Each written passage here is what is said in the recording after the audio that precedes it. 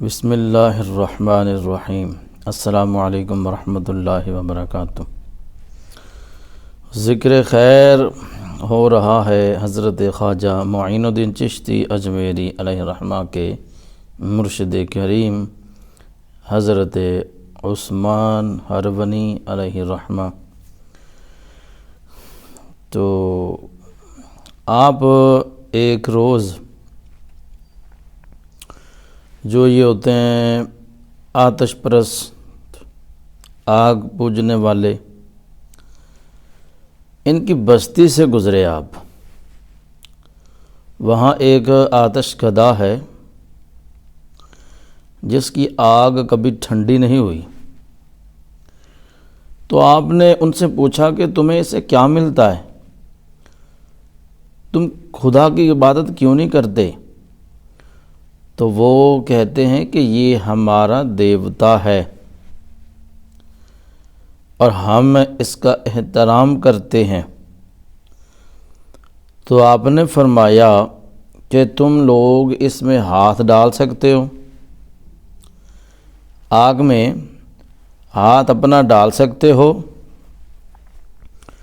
تو جواب ملا کہ کس کی مجال ہے کہ آگ میں وہ ہاتھ ڈالے یا اس کے قریب جائے؟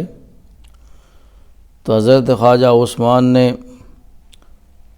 ان لوگوں کا ہی ایک بچہ اٹھایا اور بسم اللہ الرحمن الرحیم پڑھا اور آپ آگ میں چلے گئے۔ 4 گھنٹے کے بعد آپ واپس آئے۔ آپ کو اور اس بچے کو آگ نے چھوا تک نہیں۔ تو یہ جب منظر انہوں نے دیکھا، جو آگ کے پجاری ہیں، جب یہ منظر انہوں نے دیکھا تو سب نے آپ کے ہاتھ پر توبہ کی اور اسلام قبول کیا۔ دوسرا ایک واقعہ چھوٹا سا ہے، وہ بھی میں ساتھ ایڈ کر دیتا ہوں۔ ایک مرتبہ 80 کفار رات کے وقت آپ کے ہاں پہنچے۔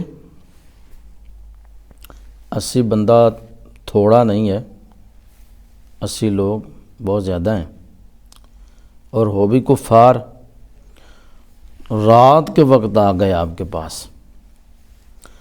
آتے ہی انہوں نے ایک ایسی خواہش ظاہر کی کہ جو ان کی نظر میں دل و دماغ میں وہ بڑی مشکل تھی۔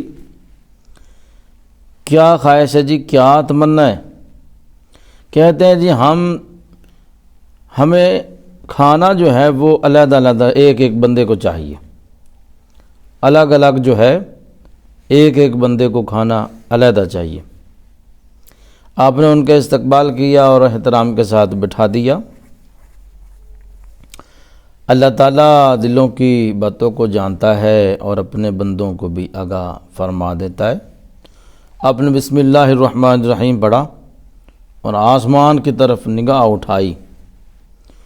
اسی وقت ہر ایک کے سامنے حسب منشا کھانا آ گیا۔ جب کفار نے یہ حضرت عثمان کی عظمت اور بزرگی دیکھی تو وہ بھی جو 80 یہ کفار بیٹھے ہیں، انہوں نے یہ بھی منظر دیکھا تو کلمہ پڑھ کے دائرہ اسلام کے اندر داخل ہو گئے۔ اللہ تعالیٰ کے جو بزرگ ہیں، اللہ تعالیٰ کے جو قرب والے ہیں، جنہوں نے اللہ تعالیٰ کو راضی کیا ہے، وہ دعا کرتے ہیں تو اللہ تعالیٰ قبول فرماتا ہے، کیونکہ انہوں نے قرآن پڑھا، حلال کو حرام جاننا سمجھا، اور یعنی حلال و حرام کی جو تمیز ہے وہ کرتے، جھوٹ نہیں بولتے، حسد نہیں کرتے، کینہ نہیں رکھتے، بغض نہیں رکھتے۔ تو اللہ تعالیٰ کے احکام جو ہیں ان پر وہ عمل پیرا ہونے کی کوشش کرتے ہیں۔ اسی طرح وہ اپنی ساری زندگی گزارتے ہیں، پھر میرا اللہ ان پہ راضی ہو جاتا ہے۔ ایسے جو بندے ہیں ہم ان کو اللہ تعالیٰ کا ولی مانتے ہیں۔